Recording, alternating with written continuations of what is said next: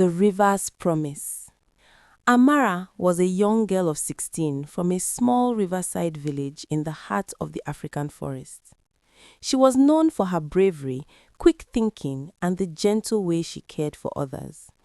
That morning, she had been helping her mother grind millet for the evening meal, laughing at the playful chatter of her younger siblings when her mother called her over. "Amara, fetch some water from the river," her mother said, concern furrowing her brow. "The sun is strong, so hurry and be careful." The river was calm that day, shimmering under the early sun, and Amara often enjoyed its quiet beauty. But today there was something different, something that made her stomach twist with unease. The mermaid had been living in a hidden bend of the river for years, far from the eyes of humans. She had always kept to herself, caring for her baby and guarding the underwater plants that grew along the riverbed.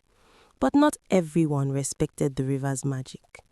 The masked men, hunters from a distant town, greedy for wealth and rare creatures, had discovered her secret. They had followed whispers of a magical being, hoping to capture it and sell it for gold. Under cover of night, they had set traps along the banks of the river, and when the mermaid came to the surface to breathe, they ensnared her with strong ropes, binding her to a thick tree trunk in the shallow water. Her cries had echoed through the forest, unanswered, until today. Amara had gone to the river bank to fetch water for her mother when she heard it. A cry. Not human, not animal, something in between. She followed the sound through the mist and froze. There, tied to a thick tree trunk in the middle of the shallow water, was the mermaid, her shimmering turquoise scales glinting faintly in the dim moonlight. Her long dark hair clung to her shoulders, and fear trembled in her eyes. And in her arms, a baby. Two masked hunters stood at a distance, their weapons glinting faintly. They whispered greedily, "By sunrise, we'll be rich." Amara's heart pounded. Without thinking, she stepped into the cold water. "Please," the mermaid whispered, "take my child, save her." Amara's hands shook as she untied the ropes. The baby, tiny, warm, and half human, half sea, looked up at her with wide, innocent eyes. Suddenly, a branch snapped behind her. The hunters had seen. Amara clutched the baby to her chest and ran through the water, splashes echoing in the dark forest. Her braided hair whipped behind her as she stumbled through roots and vines. She did not stop. She did not look back. When the forest grew quiet again, Amara hid beneath a fallen tree.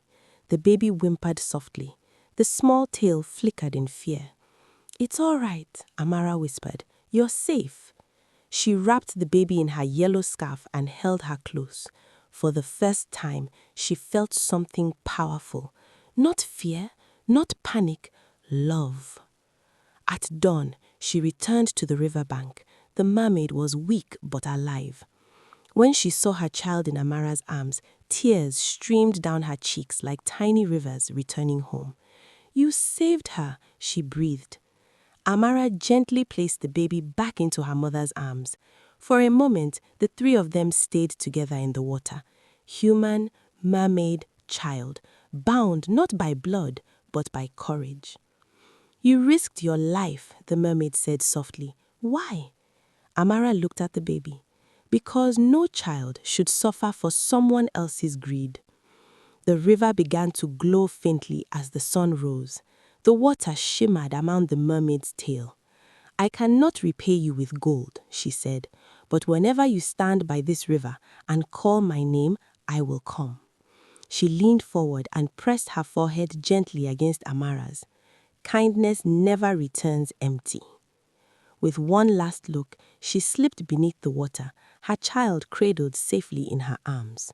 The river calmed, the forest breathed again, and Amara stood alone on the bank, forever changed. Moral of the story: courage is not the absence of fear. It is choosing to protect others despite it. And true wealth is found in kindness. Please like, share, comment, and subscribe to my YouTube channel, Carol's Moonlight Tales, for more African stories.